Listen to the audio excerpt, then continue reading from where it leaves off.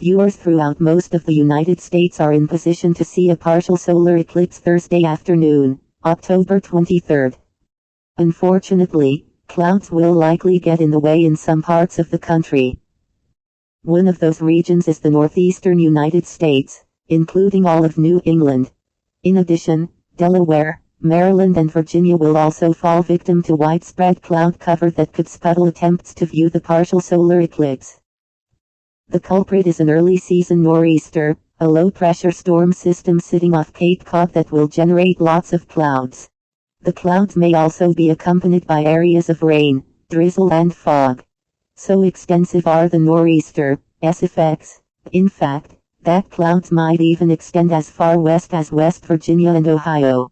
Left square bracket partial solar eclipse of October 2014, visibility max right square bracket.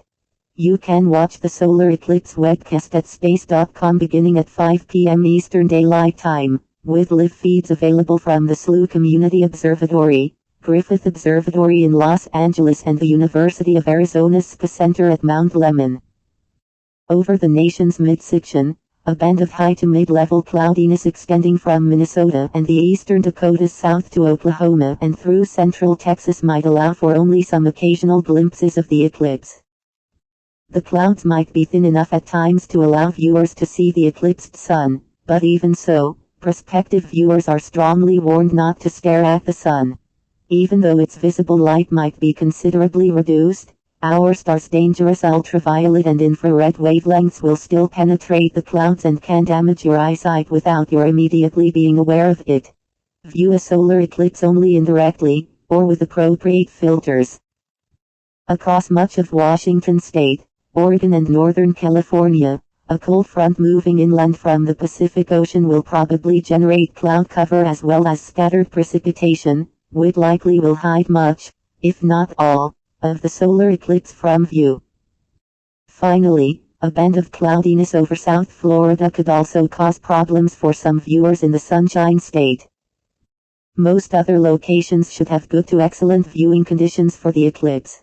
People in the north-central and northwestern United States will see the greatest percentage of the solar disk covered by the moon, nearly 70% in Juneau, Alaska, for example, and 64% in Seattle. As one heads farther east, less of the sun will be covered by the moon. Near the Atlantic seaboard, the sun will either set before the peak of the eclipse is reached, or before the eclipse has even begun. As a bonus, people in some locations might see the edge of the moon graze or hide an unusually large sunspot now nearing the middle of the solar disk. Those using safe solar filters can readily see this large spot, known as active region 2192, with their naked eye. For the latest forecast in your neighborhood, check the National Weather Service to find the direct link to the National Weather Service forecast office that serves your local area.